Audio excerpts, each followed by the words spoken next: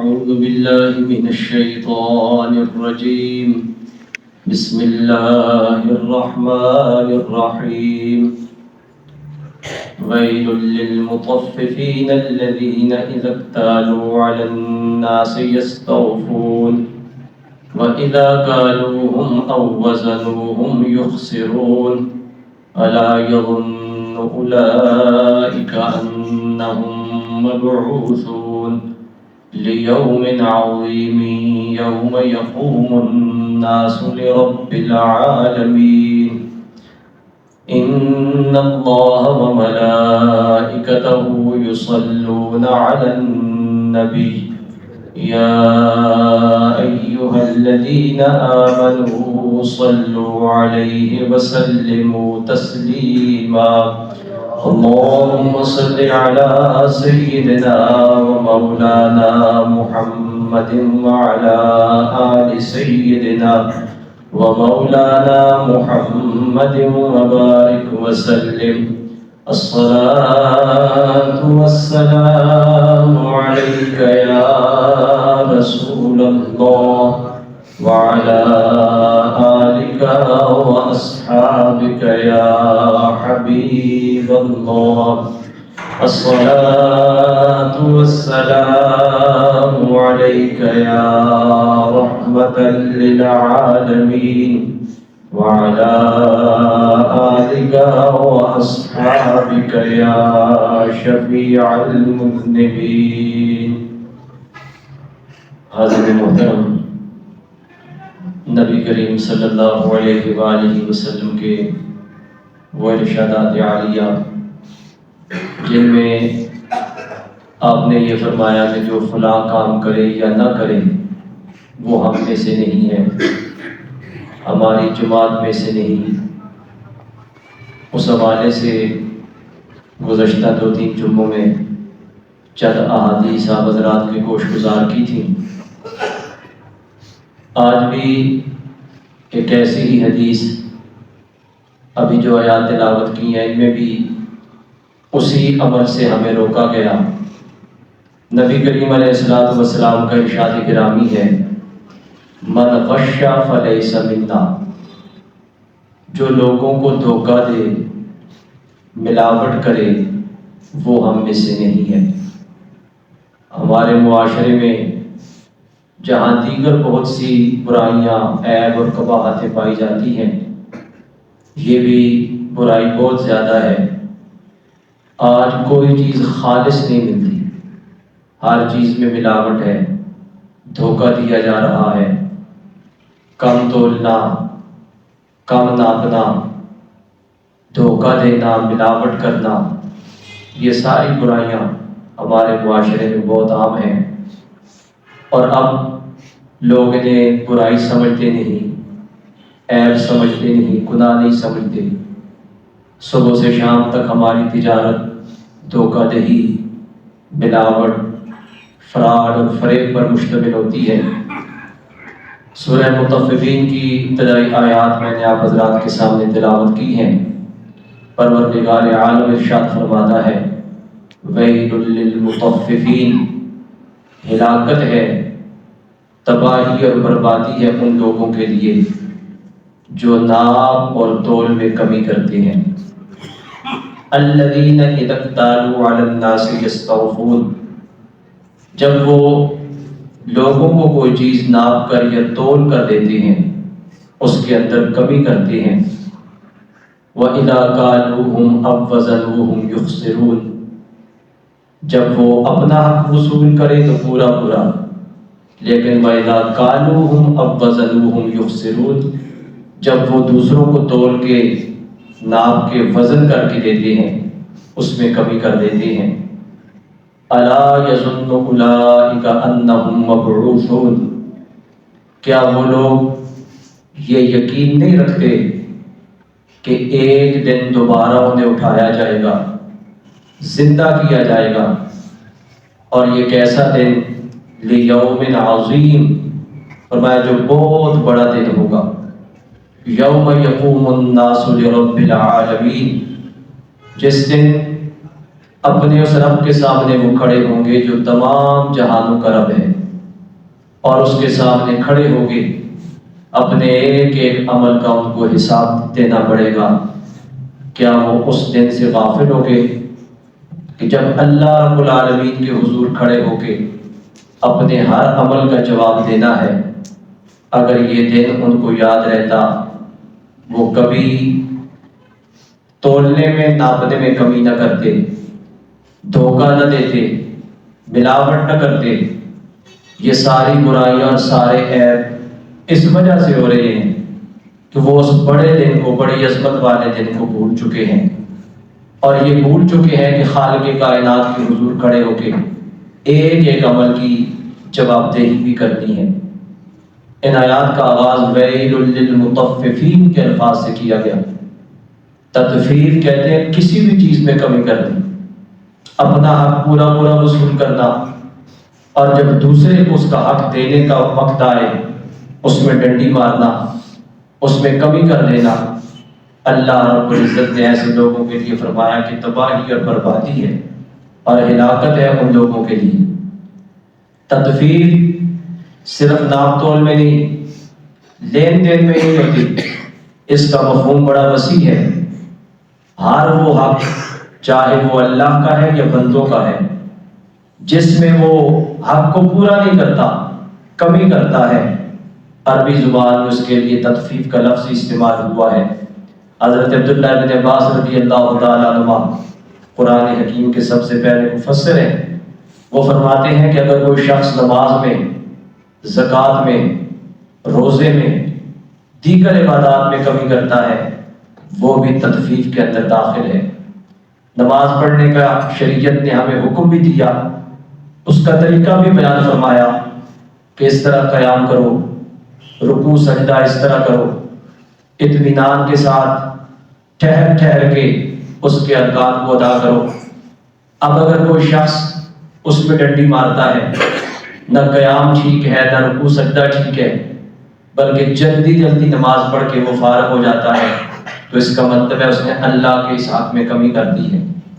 حدیث شریف میں آتا ہے ایک صحابی کے سامنے ایک شخص نے نماز پڑھی جس میں رکوع سجدہ انہوں نے اطمینان کے ساتھ نہیں کیا، دیکھ کے انہوں نے فرمایا کہ تو نے نماز میں تطفیف کر دی ہے، کمی کر دی ہے، ٹھہر کر سکون کے ساتھ، اطمینان کے ساتھ اس کے ارکان کو ادا کرو۔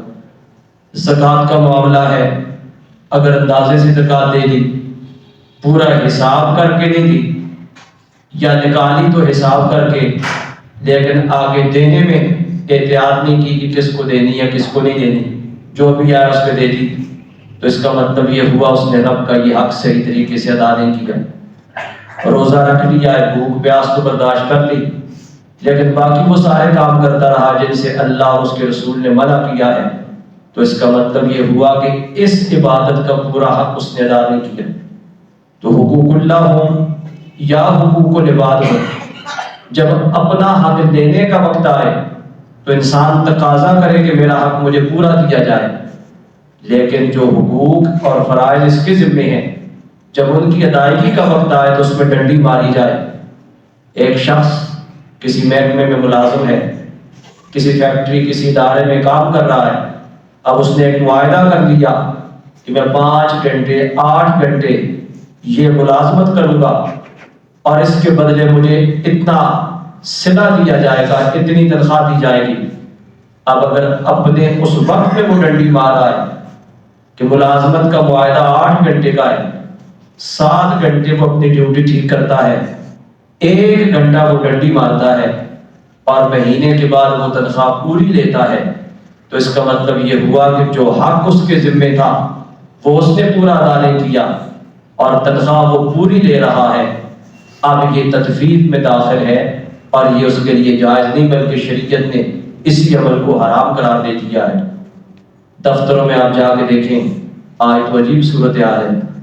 کسی زمانے میں اپنے ذاتی کام چوری چھپے لوگ کرتے تھے، اور آج وہ وقت آ گیا کہ چوری چھپے کرنا تو دور کی بات، اب کھلم کھلا کیا جا رہا ہے۔ علل اعلان ڈنکے کی چوٹ اپنے سرکاری وقت میں ذاتی کام کیے جا رہے ہیں، اور اس پہ کوئی ندامت نہیں، کوئی شرمندگی نہیں کہ یہ میرا حکومت کے ساتھ ایک معاہدہ ہے اور حکومت اس کے بدلے مجھے مہینے کے بعد تنخواہ دیتی ہے، اب اگر میں اس وقت میں جو کام میرے ذمہ ہے وہ نہیں کرتا اور اپنے ذاتی کام کر رہا ہوں، شریعت اس کی اجازت نہیں دیتی، یہ تدفیف کے اندر داخل ہے۔ اور اس کا نقصان یہ ہے کہ جب مہینے کے بعد تنخواہ لیتا ہے تو وہ تنخواہ اس کے لیے پھر جائز نہیں رہتی۔ ہمارے علماء نے ایک بڑی پیاری بات لکھی ہے، کسی زمانے میں تجارت میں دیانت، امانت، کم تولنا کم ناپنا اس کو عیب سمجھا جاتا تھا۔ امانت اور دیانتداری مومن کے اعلیٰ اوصاف میں سے ہے، چیز خالص فروخت کرنی یہ مومن کے اعلیٰ اوصاف میں سے تھا، لیکن وقت گزرنے کے ساتھ ساتھ یہ اسلامی قدریں ہم سے رخصت ہو گئی۔ اب ہم نے وہ اعمال اختیار کر لیے جو ایک مومن کے نہیں، اور دوسرے لوگ جو تھے جنہیں ہم غیر مسلم کہتے ہیں، انہوں نے اپنی تجارت میں، لین دین کے معاملات میں دیانت اور امانت کو اپنا لیا، دھوکہ دہی اور فراڈ سے اپنے آپ کو بچا لیا، ایک نمبر چیز خالص فروخت کرنی شروع کی۔ نتیجہ یہ نکلا کہ پوری دنیا میں ان کی مصنوعات میں اس میں اضافہ ہوتا چلا جا رہا ہے۔ لوگ کہتے ہیں کہ ہم فلاں ملک کی بنائی ہوئی چیز لیں گے۔ آپ اگر کسی کیمسٹ کے پاس چلے جائیں، دوائی بیچنے والے کے پاس چلے جائیں، وہ دو قسم کی دوائیاں آپ کے پاس سامنے رکھے، ایک پاکستان کی بنی ہوئی، دوسری انگلینڈ یا امریکہ کی بنی ہوئی، اور وہ کہتے ہیں کہ اس کی قیمت یہ پاکستانی ہے اور اس کی قیمت یہ تھوڑی مہنگی ہے، یہ باہر کی ہے۔ آپ خود فیصلہ کر لیں آپ کون سی لیں گے۔ ظاہر آپ پاکستانی بنی دوائی نہیں لیں گے، آپ کہیں گے چلو جو تھوڑی مہنگی ہے وہ لے لیں گے، اس لیے کہ وہ اگرچہ ہیں غیر مسلم لیکن ان کی دوائی خالص ہوتی ہے، ایک نمبر ہوتی ہے، اس میں ملاوٹ نہیں ہوتی۔ اب جب انہوں نے دیانتداری، امانت داری کو اختیار کیا، ملاوٹ اور دھوکے سے وہ بچے، ایک نمبر چیز انہوں نے مارکیٹ میں بھیجی تو نتیجہ یہ نکلا کہ ان کی تجارت میں دن بدن اضافہ ہوتا چلا جا رہا ہے، اور ہماری تجارت وہ زوال کی طرف جا رہی ہے۔ اور نتیجہ یہ ہے کہ ہماری بدعمالیوں کا نتیجہ ہے کہ آج ہم جس ملک میں رہتے ہیں اس ملک کی بنی ہوئی کوئی چیز استعمال کرنے کے لیے تیار نہیں۔ جو چیز باہر سے آتی ہے قیمت بھی زیادہ اور ہمیں ہمارے ملک کو نقصان بھی ہو رہا ہے، لیکن ہم وہ لینے کے لیے تیار ہیں اس لیے کہ ہمارا ذہن یہ بن چکا ہے ہمارے اپنے ملک میں جو چیز بنتی ہے وہ 2 نمبر نہیں، پتہ نہیں اب کتنے نمبر فروخت ہو رہی ہے، اور وہ استعمال کریں گے تو نقصان ہو جائے گا۔ باطل کے اندر ترقی اور ابھرنا یہ اس کے اندر پایا ہی نہیں جاتا۔ قرآن مجید نے 2 ٹوک الفاظ میں بتا دیا، ان الباطل کان زہوقا، باطل ہے ہی مٹنے کے لیے، ختم ہونے کے لیے۔ اور آج جو باطل والے ہیں وہ ترقی کر رہے ہیں، ان کی تجارت دیکھ لو، بنی ہوئی مصنوعات دیکھ لو، ان کا میل جول دیکھ لو، ہر معاملے میں کلمہ نہیں پڑھا انہوں نے، لیکن باقی اسلام کی جتنی اعلیٰ قدریں تھیں وہ انہوں نے اپنا لی ہیں، اور نتیجہ یہ ہے کہ بین الاقوامی سطح پہ پوری دنیا میں آپ دیکھ لیں ان کی تجارت کو عروج حاصل ہے۔ ہمارے علماء فرماتے ہیں باطل کے اندر کبھی عروج کی طاقت رب نے رکھی ہی نہیں۔ اگر باطل پھلتا پھولتا نظر آتا ہے، ترقی میں نظر آتا ہے، عروج میں دکھائی دیتا ہے، تو اس کا صاف اور واضح مطلب یہ ہے کہ کوئی حق چیز اس کے ساتھ لگ گئی ہے اور یہ حق اس کو عروج دے رہا ہے، ترقی دے رہا ہے۔ اب دیانت و امانت تعلیم اسلام کی تھی، ہم نے چھوڑا، غیروں نے اختیار کیا، انہیں ترقی مل رہی ہے۔ دھوکہ دہی، اس سے بچنا، ملاوٹ سے بچنا، یہ تعلیم اسلام کی ہے، ہم نے چھوڑ دیا ہے۔ ہمارے ہاں تو ظلم یہ ہے کہ دودھ تک خالص نہیں ملتا، ہم موت فروخت کر رہے ہیں، پیسے دے کے ایسے ایسے کیمیکل دودھ میں ملائے جا رہے ہیں۔ کتنی مرتبہ جب چیکنگ والے آتے ہیں وہ کہتے ہیں اس کے اندر فلاں فلاں کیمیکل شامل کیا گیا ہے جو انسانی صحت کے لیے انتہائی مضر اور نقصان دہ ہے۔ ہم 100-200 روپے کی خاطر، 400-500 روپے کی خاطر موت تقسیم کر رہے ہیں، اور ہمیں کوئی خیال نہیں آتا کہ ہمارا دین مسجد میں اور ہے، دکان پہ اور ہے۔ مسجد میں آتے تو پہلی صف کے نمازی، تسبیح بھی ہاتھ میں ہے، اللہ اللہ بھی کی جا رہی ہے، استغفار بھی پڑھا جا رہا ہے، سب کچھ ہو رہا ہے۔ جیسے ہی مسجد سے نکلے یہ ساری تعلیم یہاں رکھ کے دکان میں جا کے کچھ اور بن جاتے ہیں۔ وہاں ہم یہ سب کچھ بھول جاتے ہیں کہ ہم اللہ سے کیا وعدہ کر کے آئے ہیں۔ شریعت صرف مسجد کی حد تک نہیں، شریعت تو انسان کی پوری زندگی پہ حافظ وہ جاری اور ساری ہے۔ شریعت تو یہی تعلیم دیتی ہے جو رب تمہیں مسجد میں دیکھ رہا ہے وہی تمہیں دکان میں بھی دیکھ رہا ہے، وہی فیکٹری میں بھی دیکھ رہا ہے، جہاں جہاں کوئی کام کر رہے ہو رب وہاں بھی دیکھ رہا ہے۔ اب اس کا حکم کیا ہے؟ جب اس کے احکامات کو پس پش ڈالا جائے گا، اپنی مرضی کی جائے گی، پھر نتیجہ یہی نکلے گا کہ اپنے ملک کی بنی ہوئی چیزیں، اپنی مصنوعات کوئی لینے کے لیے تیار نہیں ہوگا، بلکہ اغیار جو کچھ بھیجیں گے ہم ان کو لیتے چلے جائیں گے اور اپنے ملک اور اپنی قوم کا ستیہ ناش کرتے چلے جائیں گے۔ آج ہماری حالت یہ ہے، ڈاکٹروں کے پاس چلے جاؤ، جو میڈیکل ریپ آ کے ان کو کہہ دیتا ہے کہ اس کمپنی کی دوائی رکھیں، مریض کو ضرورت ہے یا نہیں تو لکھتے چلے جا رہے ہیں، کیونکہ ان کو پرافٹ مل رہا ہے، بہت کچھ اس کے بدل کو دیا جا رہا ہے اور وہ موت کو تقسیم کرتے چلے جا رہے ہیں۔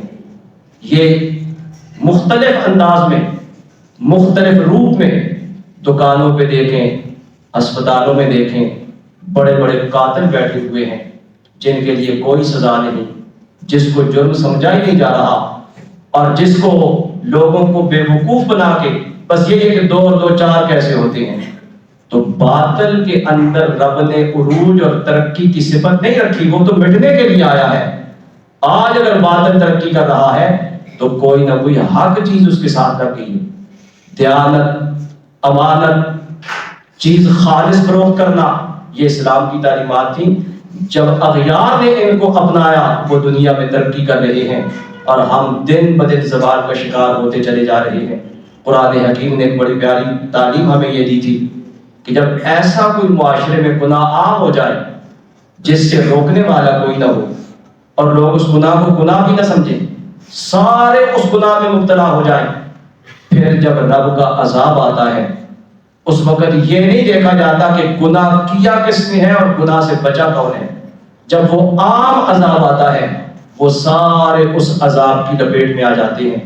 وَاتَّقُوا فِتْنَةً لَا تُصِيبَنَّ الَّذِينَ ظَلَمُوا مِنْكُمْ خَاصَّةً، فرمایا اس عذاب سے ڈرو، ایسے وقت سے ڈرو کہ جب اللہ رب العزت کی طرف سے ایسا عذاب تمہارے ظلم کی وجہ سے آ جائے کہ جب اس ظلم کو، اس گناہ کو معاشرے میں کوئی گناہ سمجھتا نہیں، کوئی روکتا نہیں، منع نہیں کرتا، سارے اس میں مبتلا ہے، پھر ڈرو اس عذاب سے جو صرف ان پہ نہیں آئے گا جنہوں نے گناہ کیا ہے بلکہ وہ پوری قوم پہ آ جائے گا۔ اور آج ہم اپنی آنکھوں سے دیکھ رہے ہیں، وقت گزرنے کے ساتھ ساتھ مسلمان پستی کی طرف، زوال کی طرف جا رہے ہیں۔ ہم کہتے ہیں ہم تو نماز بھی پڑھتے ہیں، قرآن کی تلاوت بھی کرتے ہیں، گناہوں سے بچتے بھی ہیں، دیانت اور امانت کے ساتھ تجارت اور لین دین بھی کرتے ہیں، لیکن پھر بھی وقت گزرتا جا رہا ہے اور ہم عذاب میں مصیبت میں پھنسے ہوئے ہیں۔ کس وجہ سے؟ خالق کائنات نے بتا دیا، سبب یہ ہے جب پوری قوم گناہوں میں مبتلا ہو جائے گی اور کسی گناہ کو گناہ نہیں سمجھا جائے گا، عیب نہیں سمجھا جائے گا، پھر ایسا عذاب آئے گا جو کرنے والے ہیں وہ بھی لپیٹ میں آ جائیں گے، جو باقی ہیں وہ بھی اس لپیٹ میں آ جائیں گے۔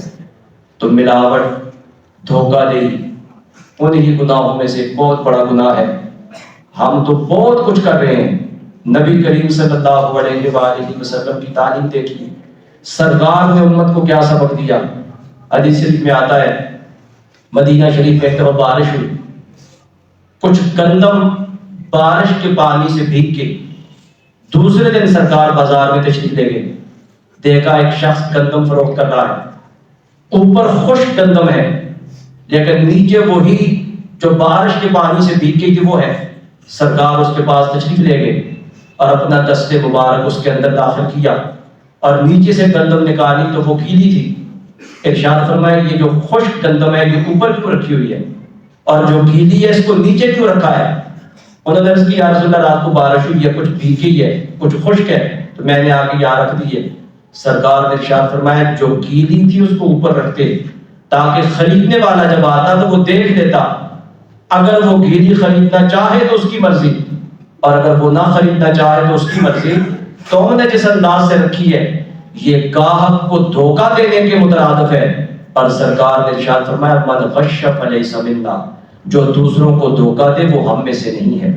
اس کا ہماری جماعت کے ساتھ کوئی تعلق نہیں، ہماری امت کے ساتھ اس کا تعلق نہیں جو لوگوں کو دھوکہ دے۔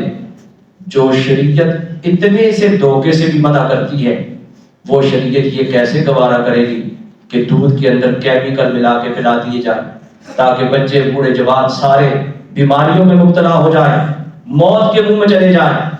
دوائیوں میں ایسے ایسے زہریلے کیمیکل ڈالے جاتے ہیں، صحت کے لیے دی جانے والی دوائیں الٹا بیماری میں اضافے کا باعث بن رہی ہیں، بلکہ ساتھ کئی اور بیماریاں لگا رہی ہیں۔ اور آج کسی کو احساس نہیں، کسی کو خیال نہیں کہ ہماری شریعت اور ہمارا دین ہمیں اس چیز سے منع کر رہا ہے، روک رہا ہے۔ ہمارے فقہا اور ہمارے صوفیاء اور ہمارے بزرگان دین کی زندگی دیکھیے۔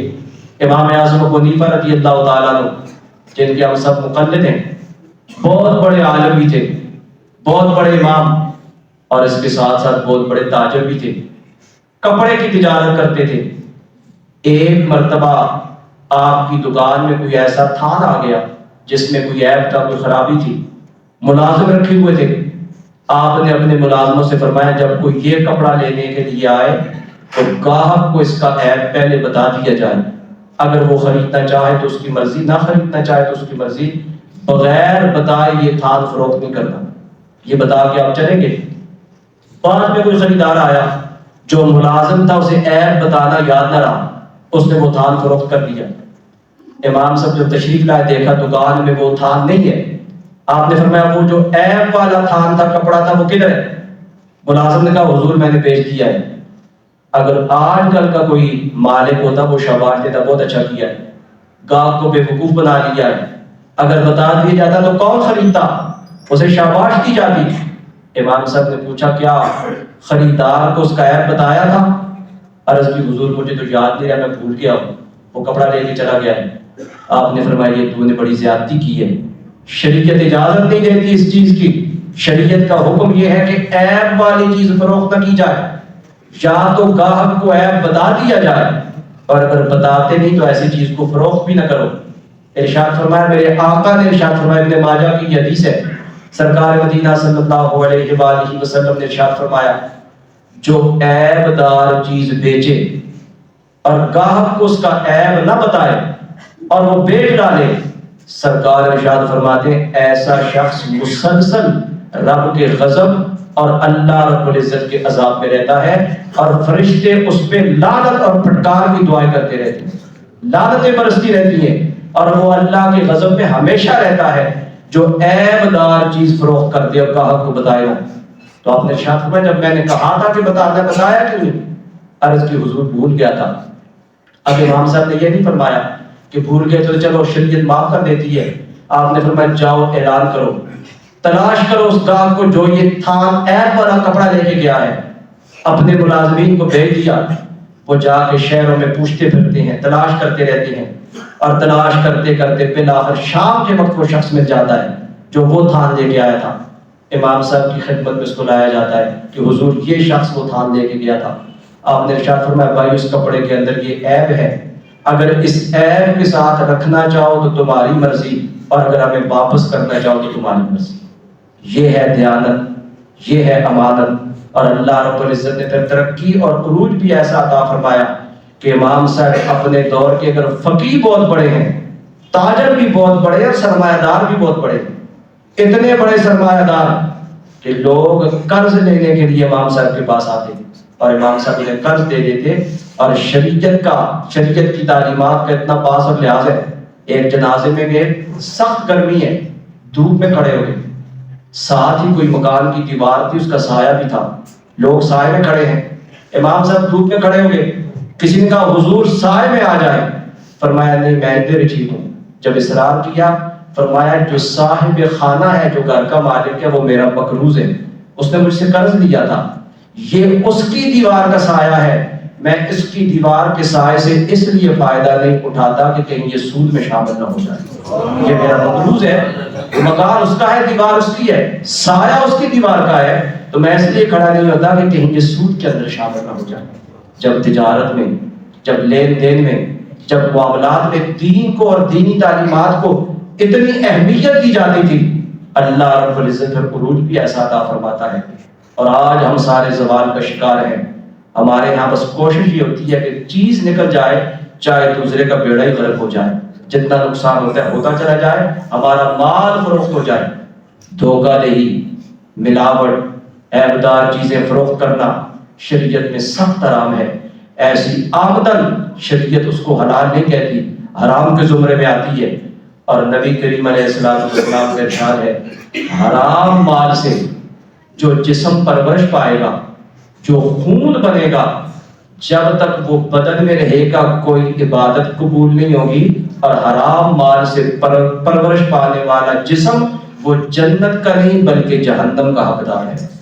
چند پیسوں کے لیے، تھوڑے سے وقت کے لیے ہم اپنی آخرت کو تباہ کر رہے ہیں، اور ہمیں اس کا کوئی خیال نہیں کہ جس پیسے کو آج ہم سب سمجھے بیٹھے ہیں، جب تک یہ ہمارے پاس ہے اور اس سے ہم نے کوئی چیز کھا لی وہ ہمارے بدن کا حصہ بن گئی، جب تک وہ بدن میں رہے گی کوئی عبادت قبول نہیں، کوئی دعا قبول نہیں۔ اور اگر اسی حالت میں موت آ گئی، رب کے محبوب فرماتے ہیں حرام خوراک سے پرورش پانے والا بدن جنت کا مستحق نہیں ہو سکتا، وہ دوزخ کا مستحق ہے۔ سرکار نے ارشاد فرمایا من غش فلیس منا، جو ملاوٹ کرتا ہے، جو دوسروں کو دھوکہ دیتا ہے، اس کا ہمارے ساتھ کوئی تعلق نہیں۔ اور آج دھوکہ دینے کے ایسے ایسے انداز ہیں کہ لوگ سمجھ ہی نہیں سکتے۔ پل بھر میں جب سے یہ موبائل آیا ہے، دھوکہ دینے کے نئے نئے انداز لوگوں نے سیکھ لیے، اور پل بھر میں دوسرے کی عمر بھر کی کمائی کو لوٹ لیا جاتا ہے، اور وہ بیچارہ تانے تانے کا محتاج ہو جاتا ہے۔ ہم کہتے ہیں ہم سکون میں رہیں، راحت میں رہیں، دوسرے کا ستیہ ناش ہو جائے، ہمیں اس سے کوئی غرض نہیں۔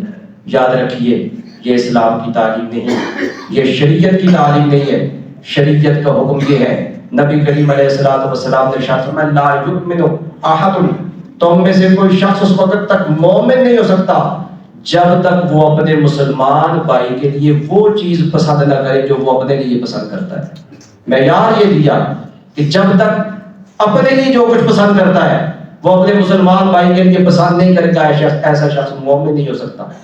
ہم اس معیار پہ اپنے آپ کو رکھ کے دیکھیں، آج جو معاملات دوسروں کے ساتھ کر رہے ہیں، اگر کوئی دوسرا ہمارے ساتھ کرے تو ہمارا طرز عمل کیا ہوگا، ہمیں کتنا دکھ ہوگا، کتنی تکلیف ہوگی۔ اور یہی معاملات جب ہم دوسروں کے ساتھ کرتے ہیں تو دوسروں کے جذبات بھی ایسے ہی ہوتے ہیں۔ نبی کریم علیہ السلام نے جس امت کو جوڑا، جس معاشرے کو جوڑا، سرکار نے ارشاد فرمایا کہ مسلمان جسم واحد کی طرح ہے، بدن کے کسی ایک عضو کو تکلیف ہو سارا بدن اس تکلیف کو محسوس کرتا ہے۔ دنیا میں کسی مسلمان کو کوئی تکلیف ہو، اگر دوسرا شخص مسلمان ہے وہ اسی وقت تک مسلمان رہ سکتا ہے جب تک وہ اس کی تکلیف کو اپنی تکلیف سمجھتا رہے گا۔ اگر نہیں سمجھے گا تو وہ مومن نہیں رہ سکتا۔ جو دوسروں کی تکلیف کو اپنی تکلیف نہ سمجھے، ان کے دکھ کو اپنا دکھ نہ سمجھے، وہ مومن نہیں رہ سکتا۔ اور جس نے صبح سے شام تک دوسروں کو تکلیفوں میں مبتلا کیا، دکھوں میں مبتلا کیا، وہ شخص کیسے مسلمان رہ سکتا ہے؟ ہمیں اپنے کردار کا جائزہ لینا چاہیے۔ اپنے معاشرتی زندگی میں جس دور سے ہم گزرے، اپنا جائزہ لے کے زندگی گزارنی چاہیے۔ چند پیسوں کی خاطر، تھوڑی سی راحت کی خاطر کسی کو اتنا بڑا نقصان پہنچا دینا شریعت اس کی اجازت نہیں دیتی، اور اللہ کی بارگاہ میں سخت باز پرس بہت بڑی گرفت ہے۔ اللہ رب العزت دین اسلام کی تعلیمات کے مطابق اپنی زندگی بسر کرنے کی توفیق عطا فرمائے۔ اور محبوب کریم صلی اللہ علیہ وآلہ وسلم نے جن احادیث میں یہ فرمایا کہ ایسا کام کرنے والا ہم میں سے نہیں، اللہ رب العزت ہمیں امت کے لیے نافع بنائے، ہمارا وجود دوسروں کے لیے نفع بخش ہو، راحت پہنچانے والا ہو۔ اللہ رب العزت تمام امت مسلمہ پہ کرم فرمائے۔ وما علینا